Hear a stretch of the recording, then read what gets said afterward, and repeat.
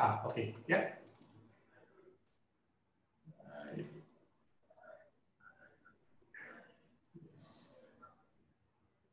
Right. And good. Good now?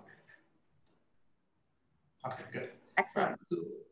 So again, just well, for those who weren't here in the first session, I will just go over again why you need a valuation report. First of all, what is a valuation report and why you need one? If you do hear some background noise here, there's a construction work right outside my office. We chose to do it today, so just forgive me. Right, so the first question is, what is a valuation report?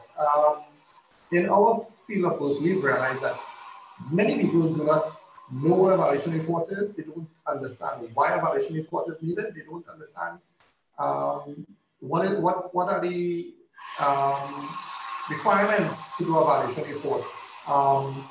So, we're just trying to basically educate those of you who may not know, those who know and still don't understand why a valuation report is needed.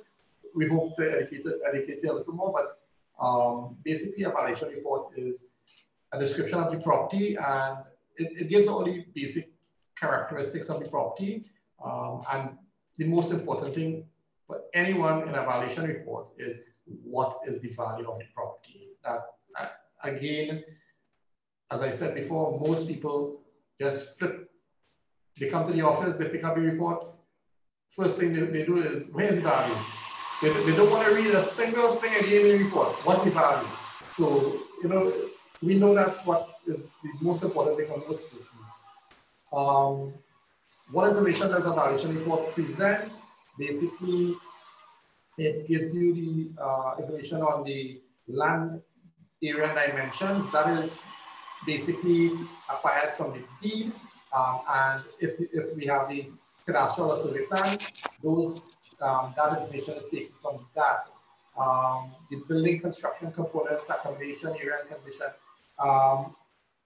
Again, most people don't understand what needs to be done to complete a valuation report. We, as evaluators, must visit the site. We cannot do a valuation from the office. If a valuer gives you a valuation report without visiting your property, well then I would tell you to just probably throw it in the bin, because they must visit the property. You cannot do a valuation without seeing the site. If it's a building on the site, you must measure the building. You have to see the exterior of the building, condition of the building on the outside, and also you must see the inside of the building. You have to. The valuation report presents, and very importantly for the bankers, for anyone who has an interest in the property, a potential buyer, anybody, the valuation report presents the accommodation. It tells you what the condition of the building is. It tells you what finishes may be in the building. Very importantly, if there are defects in the property that we may notice, it tells you this is there present. I should point out, we don't go digging into the plumbing, into the electricals. We don't go climbing on the roof. We don't do those things. So I can't tell you if the roof is, able to hold my weight or if it will collapse, because we do what we call a visual inspection. It's from wherever we can see it, but we generally tend to we see basically issues that are visible. Again, the tenure, there are two types of tenure for property, either freehold or leasehold. Freehold means you more or less are able to use the land without much restriction in use, except for when town and tree restricts you. Leasehold properties tend to have what they call covenants on use. They restrict what you may be able to build on the land. An HEC lease will tell you can only use land for a single private dwelling house in nearly all instances. Some areas, like for example, Europe and Senegal area, there are restrictions that say you can only use the land for a single private dwelling house. There are some that say you can use it for commercial use, you can use it for some say for agricultural use, there are certain restrictions on use. So you need to know the tenure of the land that you're investing in, whether there are any restrictions on use, the potential use of the property. Is the existing use of the property fulfilling the full potential of that property? In other words, if it's a piece of land on the Eastern Main Road in, say, St. Augustine, would you buy a property there to use it just for residential use? Not really. The highest and best use is commercial use. So at the end of the day, that property may not be utilizing the highest potential of land. So at the end of the day, the building that stands on land may be of no material value because it's an underutilization of land. We provide photographs of the property. Again, I will say we only do an internal photograph of the kitchen of a person's house. We try to be as respectful of people's property, and you know, some institutions ask us to take photos of people's bathroom and bedroom. And we say, no way, we're not going to give a photo of a person's bedroom. That's, you know, so we do a photo of the kitchen because, again, that is it's a unique identifying area of the interior of a person's house. And we do external photos. We also try to get the cadastral survey plan for the land, and very importantly, as I said, the valuation opinion, which everybody wants to see before they read anything else about the property. What do you really want to know in a valuation report? The question was asked in the first session, you know, about the market value, whether it differs based on the purpose. Well, that was the indication. Market value is, as defined by the RICS, the estimated amount for which an asset or liability should exchange on the date of valuation. Now, there must be a willing buyer and a willing seller, and it must be an arm's length transaction. Now, whether a valuation is being done for sale, for mortgage, for purchase, for transfer, for whatever reason, market value stays the same. The purpose of the reporting may be different, but the value that's reflected in the report stays the same. So it doesn't matter what purpose you're doing a valuation for, market value is consistent. We also, for simple residential properties, we give a replacement cost. We touched on this point a little earlier in the previous session, that we as valuers are specialized in market value. In other words, what a property can sell for, how much you can borrow on it. We are not the specialists on costing. Costing being how much would it cost to replace a building. We would give it for simple residential properties because based on the information we have through getting quality surveyors reports from persons and stuff, we know what costing is on a house. But on more complex properties, it's not really something that we can give. So we always say, if it's strictly something that is for replacement cost you want to know, go to a quantity surveyor, not a valuation surveyor. There is a big difference. We are all of the surveying profession, but there are 3 surveying professions: quantity surveyors, valuation surveyors, and land surveyors. We are different. Market rent, we do provide market rent on the property. In other words, what can the property be rented for in the event that you need to vacate the property and let it to someone. When is a property generally requested? If you're buying a property, it's required by the financial institution. It's required by you, first off, because you want to know that what you're buying is worth what is being asked. And also, when you are completing the purchase, the Board of Inland Revenue requires a valuation report with every property that is going to be registered when you're going to register the title. If you're selling a property, in today's current economic conditions, it's advisable to a lot of vendors to get a valuation report because the market conditions are changing dramatically at present. If you're transferring a property again, You're not buying property, you're getting it from your aunt, your uncle, from your parents. It's being transferred to you. You need to do a valuation report to send it to the BIR. That's a requirement right now.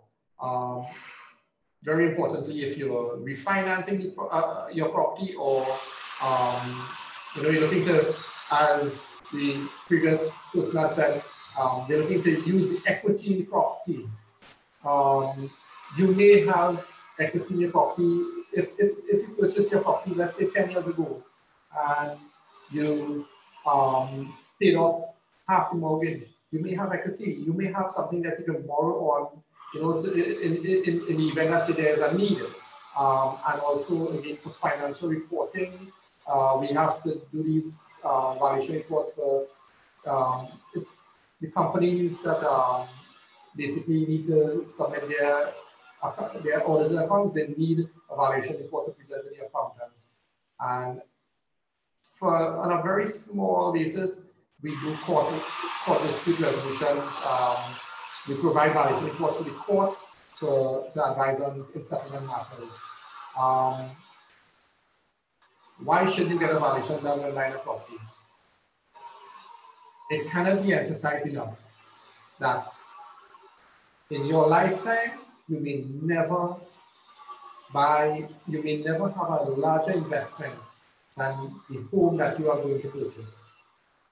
And the worst mistake a person can make in their life is doing something like that, making their biggest investment in their life without proper advice.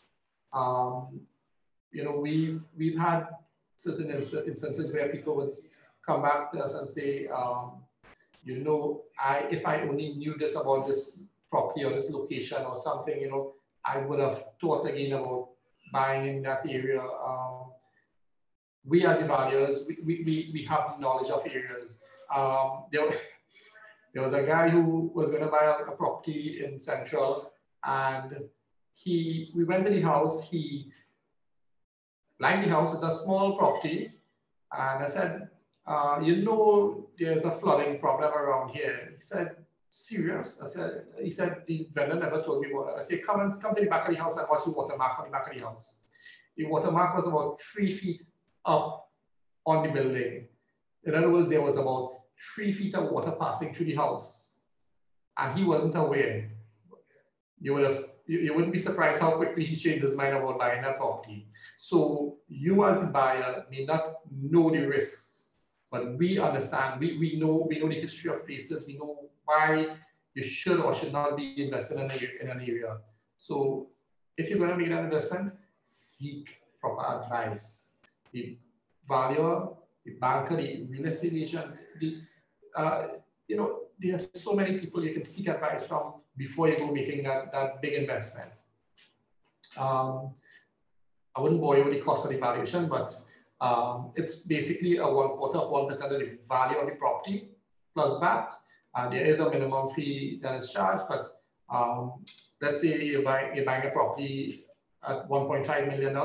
The fee would be just about $3,800 plus VAT.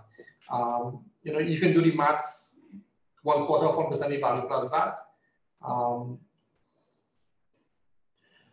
Who should you engage to do a valuation? Now, there are a number of valuers, but not all valuers are accepted by all the financial institutions. Set with Low, they have a panel of valuers, a list that they would accept. Other institutions have a list of valuers that they would accept because they have vetted these firms, these valuers, and said, look, they are competent and capable to provide the information we need. Not everyone is accepted by these institutions, and we will always advise you if you're going to a specific institution to borrow or take a mortgage, always find out from that institution who are the valuers on that panel. Most valuers, in fact, I think all the valuers on the panels right now are all RICS regulated valuers. I think that's mostly a requirement of the financial institutions now.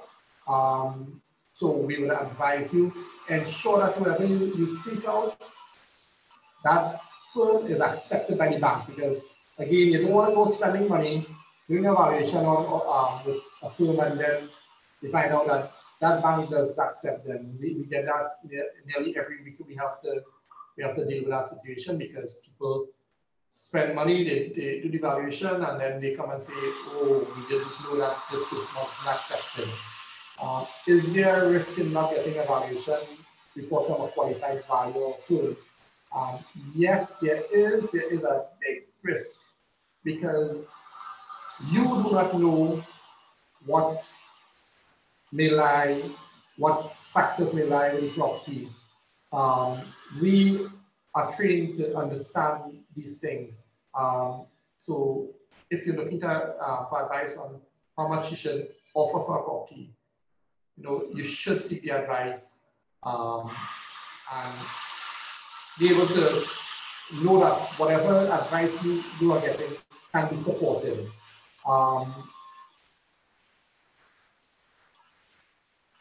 Let me just go back there a second.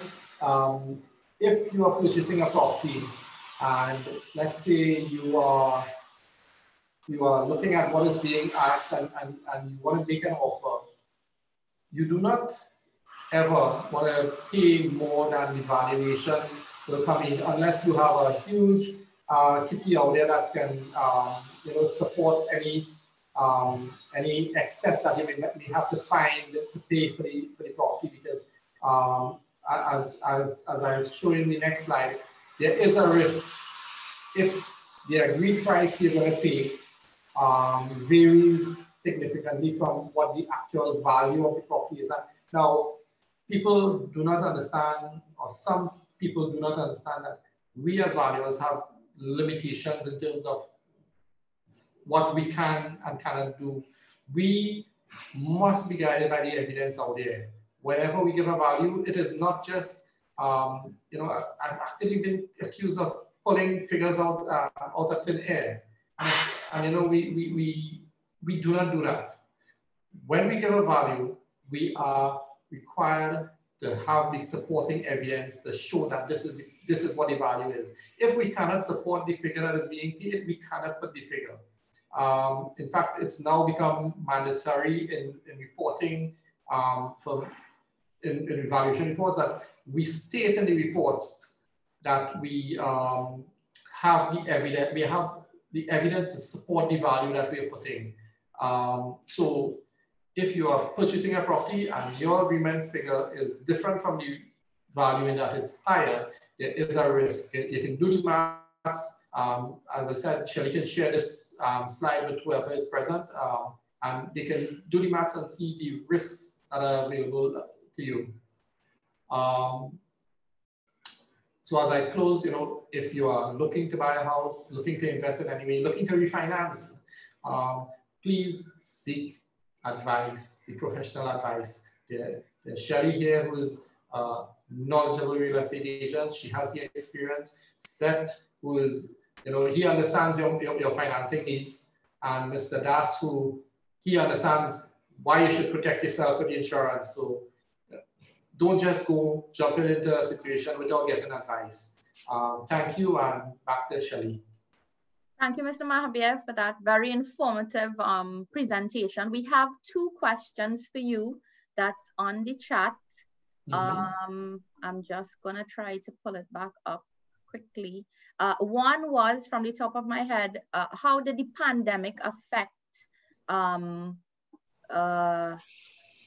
values in terms of, let me read it. How did the pandemic affect values? The second question is, the length of time valuation report takes, the length of time a valuation report would take to obtain from your institution.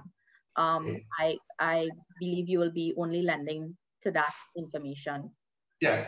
Okay. So first question, the pandemic is ongoing, and the effects of the pandemic are ongoing. In other words, we still do not fully know the effects that the pandemic is going to have on the property market.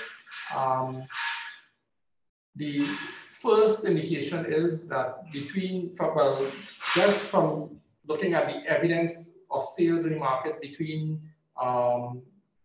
January of 2020 and January of 2021, we have started to see a decrease in property prices. Now it's not a across the board effect as yet, but on the upper level market, the higher income properties, we've started to see some effect.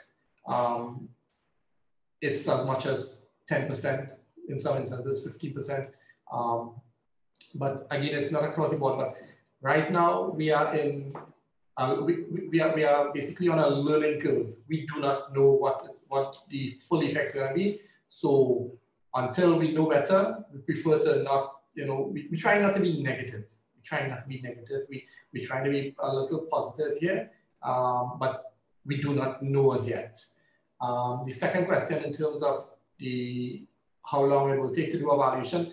Once a request is made with our firm, we normally are able to inspect the property it's normally within 3 working days, unless it's like a far out place, like Mayaro and stuff, we cannot go every week, we go there only so often.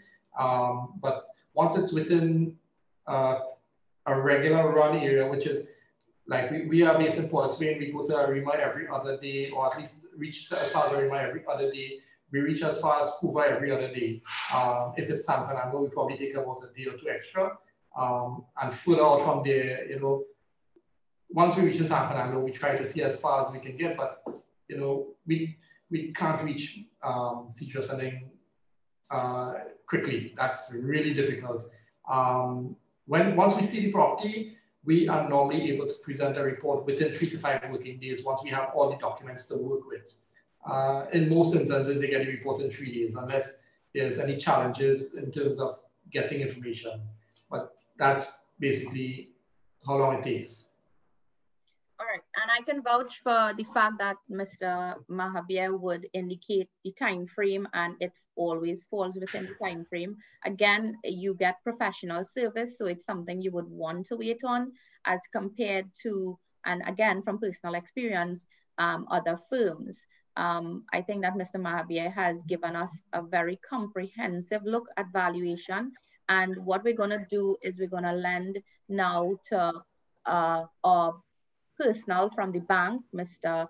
Ramlocan, who again is a mortgage specialist, and he is also mobile. So if an individual wants to be qualified, his turnover time would be 24 hours, and I can vouch for that as well because I have referred clients. And also his service is outstanding, and I believe he would be up for a promotion very soon. So I'd like to welcome to the floor Mr. Ramlocan. You can say good afternoon, and I do have some questions for you, Mr. Ramlocan. Good afternoon. Thank you. Good afternoon. As we can all see, Sunil, they are the experts. Thanks, Sunil, for that vast variety of information. Mr. Ramlocan, let me just apologize to you. I kept calling you Seth. I don't know why. For some reason, I thought your first name was Seth. That's all right. That's because he logged on under, I think, the profile. Yeah. So that's why, yeah. All right. So from the bank's point of view, why is a valuation important to us? Right. One, to determine if the property is a viable collateral item. It provides an idea of the marketability, which informs as to the time frame for disposal. 2, a valuation report advises the bank of the value of the property and of any characteristics, including significant defects, which might affect its value as security for the proposed loan. 3, it provides an overview of the economic conditions related to the real estate market. And 4, it confirms the amount of property insurance required for the building. Right. How does the valuation affect the process? After a mortgage valuation, the valuator will give their opinion of the value of the property to the bank. If there is agreement on the sale price, the bank will offer you the money you have asked them to loan you. If you're buying a home and you need a mortgage, then a down valuation is problematic and could prevent you from getting the home you're hoping for. As you can see, Sunil, he explained in his slide the effects of that. Quite simply, even if you're prepared to pay over the odds for your dream home, your lender isn't. You'll either have to, three points here, renegotiate to a lower offer, which the seller may not accept. 2, you may have to find more cash to put into the purchase to make up the difference. Or 3, negotiate on a higher loan to value mortgage at a higher rate. Those are just some of the options you might have if the value comes up lower than the selling price. And what we look for basically is the description of the property, including the number of bedrooms and the land size, the risk rating for things like environmental risk, as well as market risk and access to the property, and the condition of the property and comparable sales. Right, so I was told to touch on equity of the property. Equity is the current value of the property minus the amount of mortgage debt against it.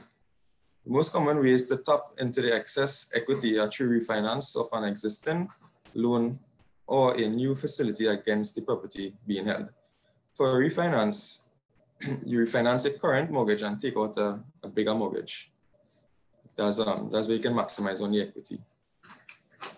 Right. All right. So I'm going to throw a question out that either or can answer. But you touched on a point just now when you said the value of the property is dependent on the environment. I'm giving reference to a particular place because I know there's a client here that actually would like to have the information as well. Would you consider, and I'm asking you from my point of view, would you consider the value of a property being lower if it's located near to the industrial estate in terms of a residential property? Anybody would like to answer that for me? And in terms of how you would address that? Okay, I suppose that's my area. It depends. It's not a yes or no answer because at the end of the day, we are guided by evidence in the market. If and when I say near to industrial estate, what type of industrial estate? Okay, let's give the there's a development in Central near Point Jesus. Very, very nice development, but it has struggled to be to sell because of the proximity to the Point Jesus industrial estate, because people have a certain, fear, let's put it that way. And it's a really nice development, but the problem is they can't get all the land sell out because of the industrial estate. But again, let's say Diego Martin, there's a Diamondville industrial estate near to Diamondville. It hasn't had any effect on the price of property. In fact, it used to actually have a benefit, but I mean, there isn't really any clear benefit or negative impact on it. But it depends. It depends on the area. It depends on the type of industrial estate. It depends also on whether there's any,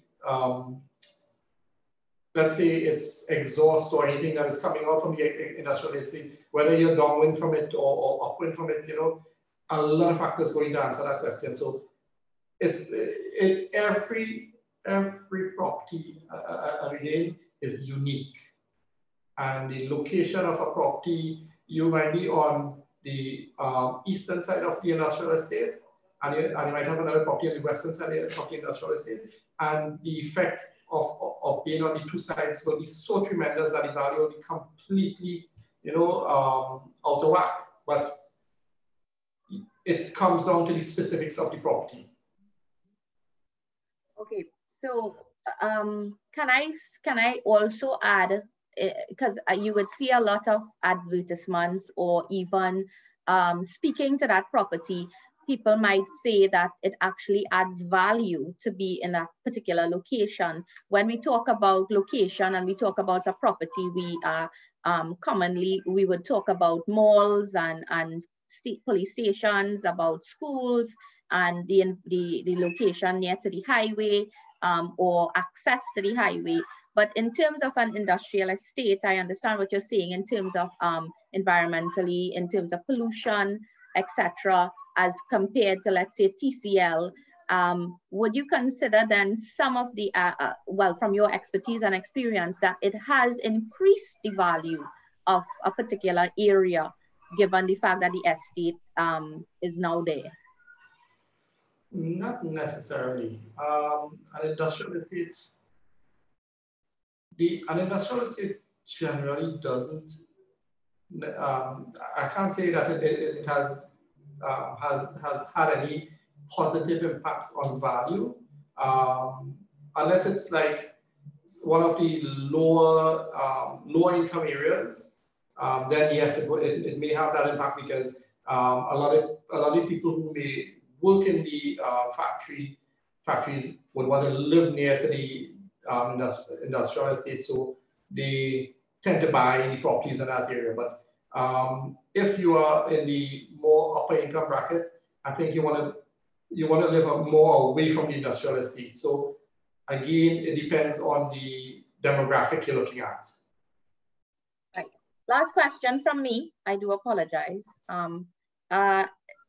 Is there any possibility of a property having both commercial and residential value, in terms of part of it being commercial and part of it being residential? Okay, when a valuation is done, we have to value based on what is the highest and best use. Is the highest and best use commercial only, or is it a mixed use residential commercial? Because there are some areas where you'll get the ground floor being very good for commercial use, but nobody will rent the upstairs, so you can basically say the upstairs is good for residential use. But there isn't a separation in value. You don't, and this is what a lot of people don't understand. Value is not, the value of a property cannot be split in terms of part of a building for this and part of the building, In fact, when we as evaluators give an apportionment of value in the report, it's really something we do to facilitate the banks, because they want to know their risk. So, but really and truly, if you're buying a property, a house and land, you're not buying the land separate from the house, you're buying it as a property. The value is over the entire property. We know what value might be attributable to the land only, so we can say, all right, you're paying $1 million, the land in this area is worth $400,000, so the building, the value that you can put towards the building is $600,000. But a property isn't sold by land is so much, we're charging this amount for the land and we're charging that amount for the building. It's so this is the property, this is the price we want. So I hope that answers that question. Right. There was one more question, but maybe I'll remember as we go along. I want to include now in our discussion Mr. Das, Mr. Curtis Das, who is an expert in the field of not only financial advice for insurance purposes, but he's also the branch manager at a well-known institution, Maritime Financial Group. with over 30 years experience. I do apologize, but this phone number would be edited and sent out back. It's actually not one that is presently working. And I was informed by Mr. Das. So the number is, if anyone wants it, it's 681-5973. And we're gonna engage Mr. Das, and the purpose of him being here today is to understand a lot of times we go to the bank and we're doing a mortgage and they ask us for insurance. And we hear about insurance every day, why it's important. But why is it important, and how does it add value or add to the process of acquiring that asset? Mr. Das, I hand over to you. Thanks, Shelley, and again, good afternoon to all and all the panelists. We're doing an excellent job, and I'm really here to just to support a bit.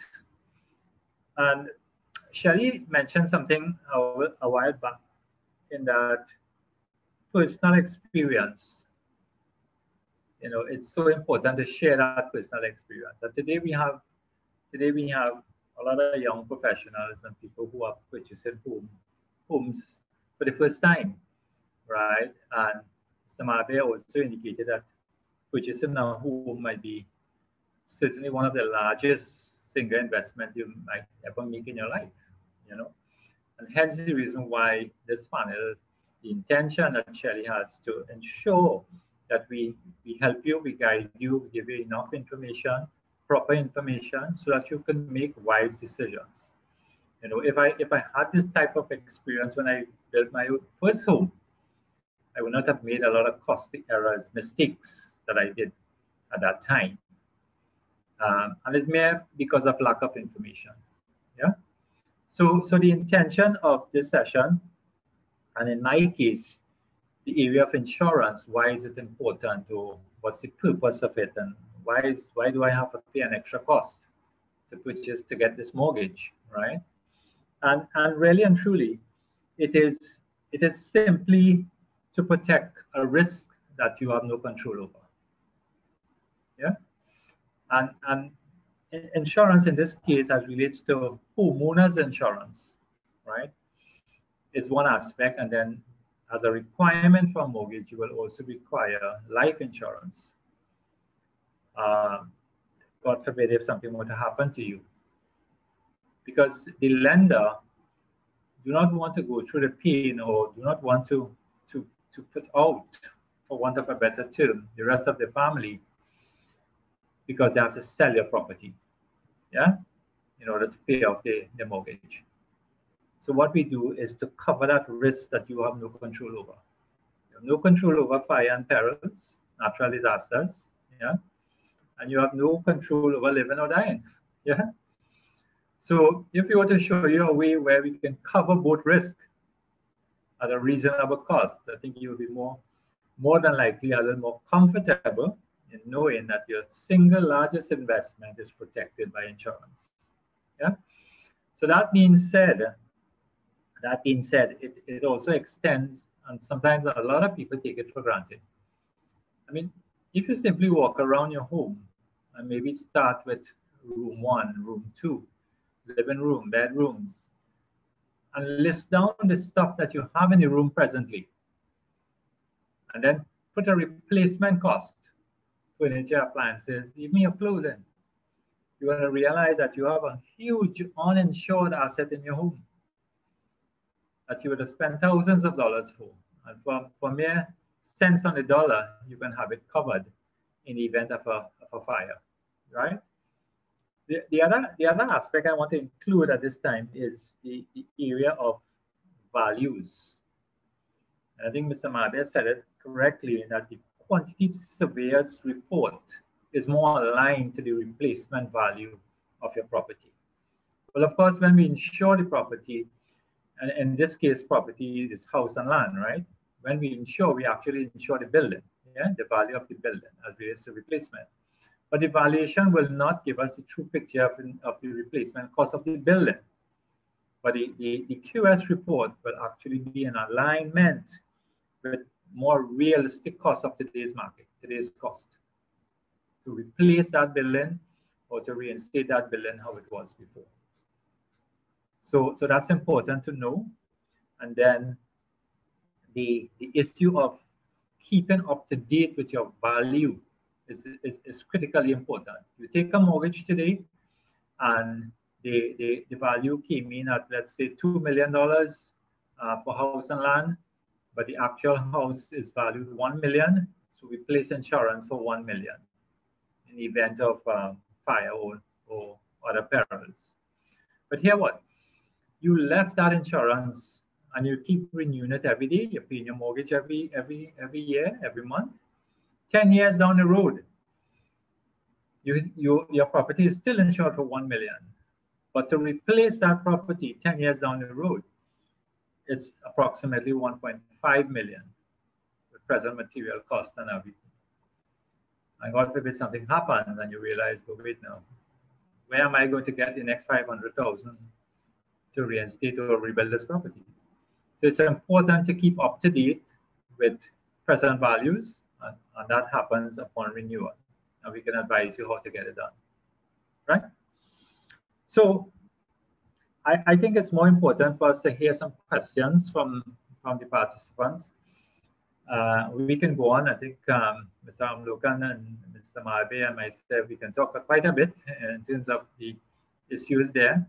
But really and truly, we want to address your concerns and we want to answer some of the questions that you may have to help you make a good decision. Thank you, Mr. Das, for your information and availability to give that information. I do have one question for Mr. Ramlocan. We heard that a property can be evaluated with respect to commercial or residential. Would the rates differ in terms of a property being commercial and if it's residential? All right, so if the property is semi-commercial, residential/commercial, we would give a blended rate, which would be a bit higher than the residential rate, but not as high as a commercial rate.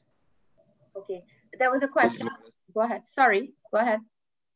Yeah, it would be more or less in between the two rates, average about 6.5 around there. Okay. There was a question in chat. How long does it take to pre-qualify? Within minutes, once we get say a pay slip or so, we can pre-qualify the client. All right, great. So I am just going to basically run through how you can get in contact with us. We have met Mr. Das, Mr. Mahabir, Mr. Ramlocan, and you can also get in contact with us via this number and WhatsApp as well. We are available. Once you leave a message, we will respond in 24 hours. We can connect you to the network that you see here, and they can also give you that information you so desire. Again, as Mr. Das said, I'll be running through these slides, just letting you know what our company would offer, but we'd like for you to participate with us now and ask us any relevant questions. I know that Mr. Reed was here. Mr. Reed, is he here still? I'm not seeing him. Well, he's actually a client, a past client of mine, and he is presently engaging in, well, possibly doing a mortgage for buildings. So I wanted to give him some good news in terms of what we're going to be engaging in the next round of webinar. This webinar will be continuing every month, if needed, twice a month. We will be having other personals as well. And in the next webinar, I'll just be giving you so you can formulate your questions as I speak.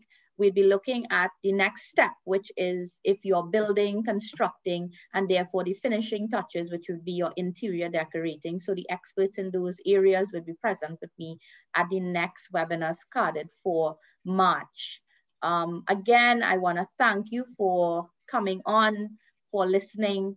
And I would love to hear from you at this point. If you all have any questions, please put on your mic and ask those questions. We're here to answer them. Or if you want to put it on the chat, we'll answer them as well. So I will give you that as we open the floor. Hi, good afternoon. Oh, sorry. Good afternoon. This is Franklin Maynard from Antigua, real estate agent. Thank you for the invitation that you had sent out, and great information. Pretty much what I've heard thus far applies to Antigua as well.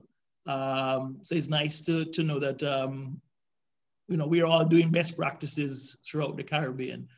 So quite useful information, and I'm happy to be here. Thank you for joining us, and we do appreciate your presence and any expertise that you want to lend to us, any experiences, we are gladly here to listen as well. Anybody else would like to ask any questions or make any comments with respect to the information lended to them this afternoon?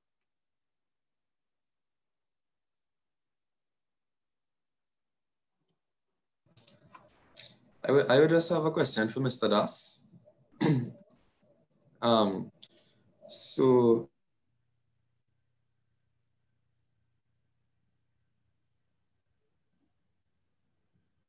you're creatively frozen for a bit there. Yeah, you froze, Ramlocan. You want to start over? Sure. Yeah. Yeah. So if a customer has a property that they want to insure, but it's not being held as a mortgage, do they need to do a valuation to get that insurance amount, or how would you all provide the insurance value? All right. So best practice would indicate that the valuation is a short document, is a short thing, right? Valuation quantity surveyors report, right? So without risking anything, I would say yes.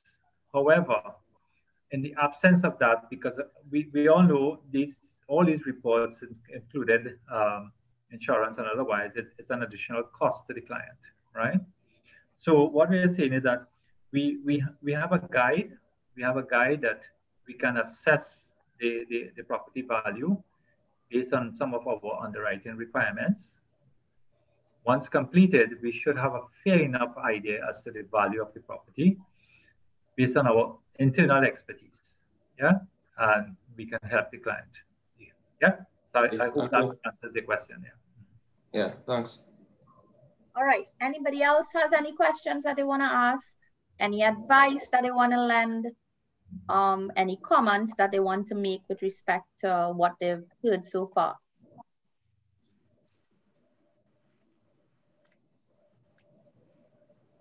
All right, so I would like to say thank you this afternoon for your presence in this webinar that you have made a success.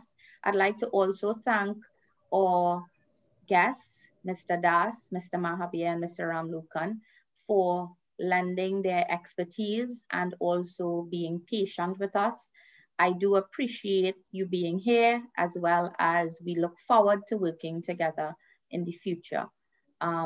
Do have a great weekend, and thank you again for being here. Thank you. All right. Thank you.